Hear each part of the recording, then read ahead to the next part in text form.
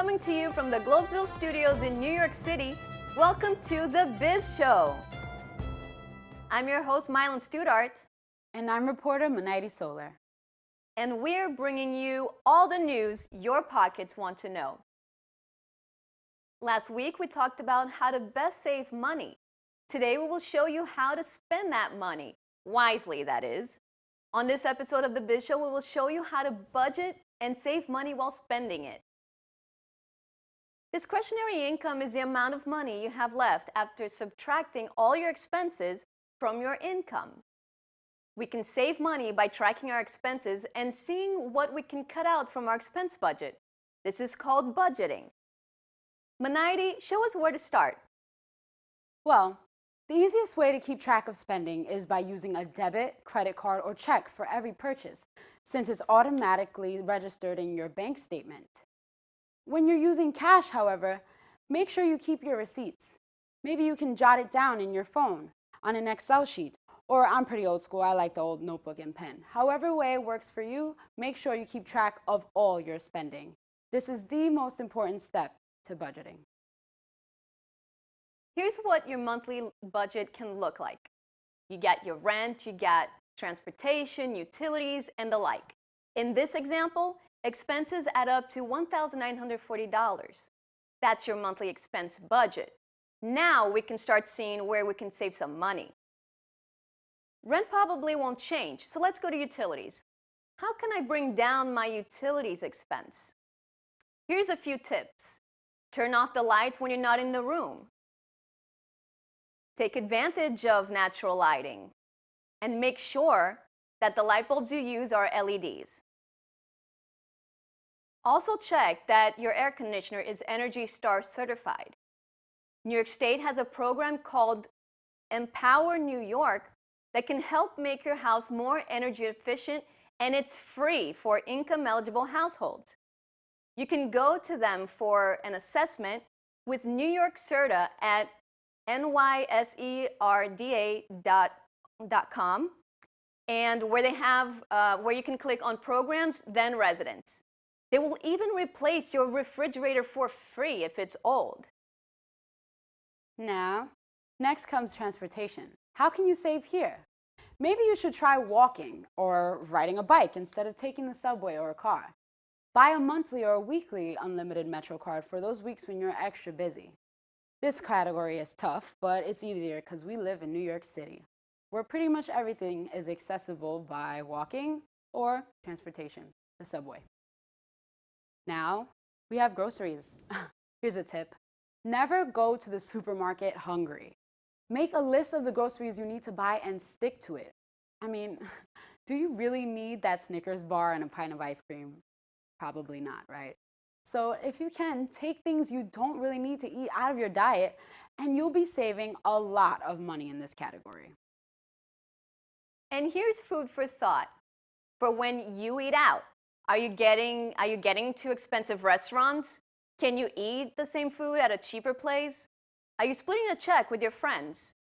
And if you're drinking too much, drinks actually cost a lot when you're at a restaurant. Next topic is takeout. Starbucks coffee. It can eat into your monthly budget a lot if you have it often. Let's say you drink a cafe latte every other day. A cafe latte is $3.95 plus tax, and that's $4.29 per trip.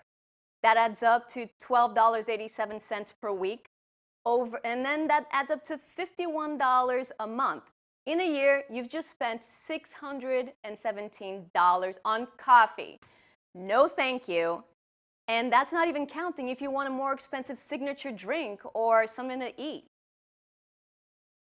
Instead of going to Starbucks, you have many different cheaper options, like for example, Dunkin' Donuts, making coffee at home, a food truck. Food truck coffee, it's actually $1 per cup.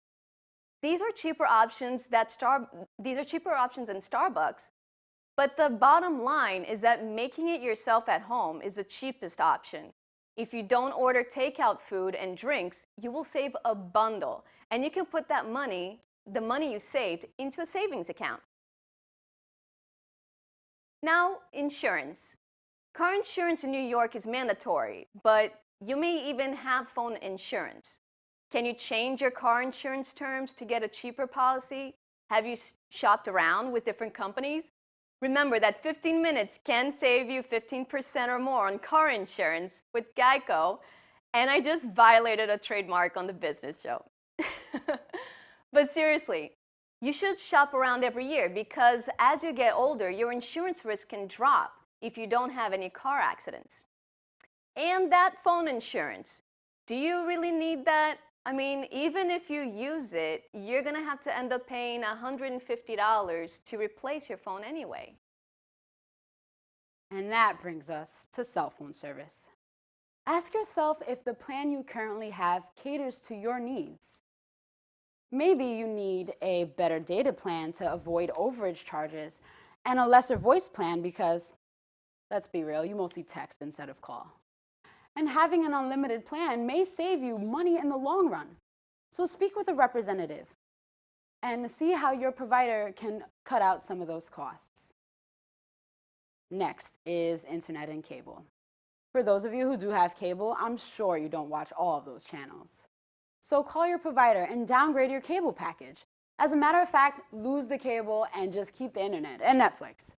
If you want access to more programming, check out YouTube TV or Hulu TV or the new Sling TV.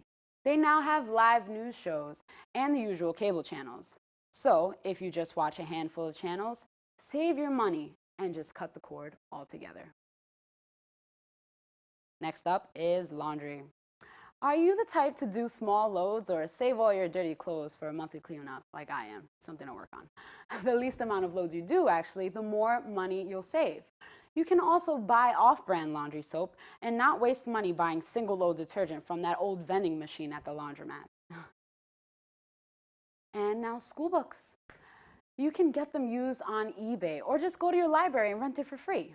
And always ask your professor if you can use older versions that are cheaper or look for free PDFs of the books online. And if you need to, rent it on Chegg.com or Amazon. There are always cheaper options. And now it's time to talk about student loan interest. I put this category here because we all know about subsidized and unsubsidized loans. The subsidized loans don't accrue interest because the government is subsidizing the interest and paying it on your behalf. But the unsubsidized loans are accruing interest the minute they're disbursed to you. That means that if you don't pay interest while in school, it will accumulate for 4 years while you're at NYT. And when you graduate, that accumulated interest becomes part of the principal balance you have to start paying off 6 months after you graduate. Then you'll be paying interest on interest. This is why you should try to make payments while still in school. It will save you money in the long run.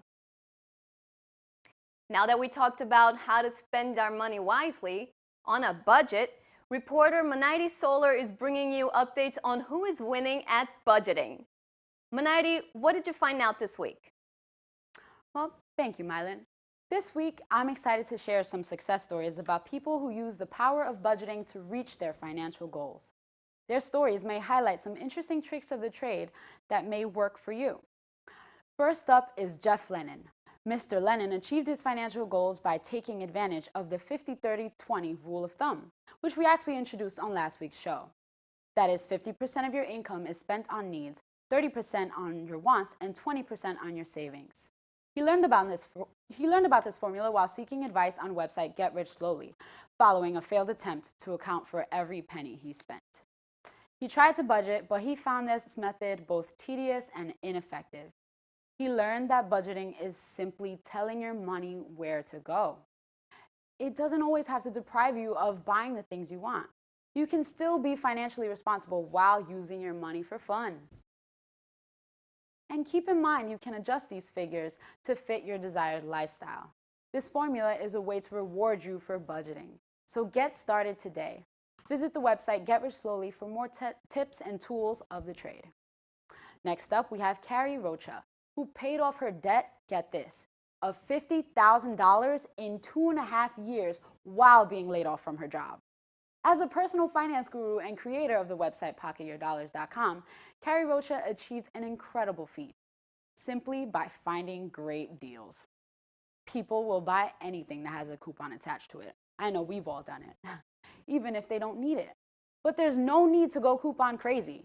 Instead, follow Ms. Rocha's lead and be mindful of your purchases. Find coupons only for the things you absolutely need, and you'll be saving lots of money very quickly. Visit Carrie Rocha's website, pocketyourdollars.com, to learn more, while also browsing fantastic deals on everyday necessities and even getting some free stuff. Who doesn't love a great deal? We all love a great deal. Thank you, Minaidi. Next week, we'll show you how to do credit cards just in time for Black Friday. We'll talk about how to apply for one, how interest works, and where you can find deals that are right for you. And remember, be sure to send us any financial questions you're dying to know the answers to, and we'll do our best to answer them. Tweet Globesville and add hashtag the Biz Show. And remember, if you like what you see, and especially what you hear, be sure to share us on Twitter, Facebook, and Instagram, adding hashtags Globesville and The Biz Show. Here's to you, millennials, becoming business savvy in 2017. I'm your host, Mylan Studart. And I'm reporter Minaidi Solar. See you next week.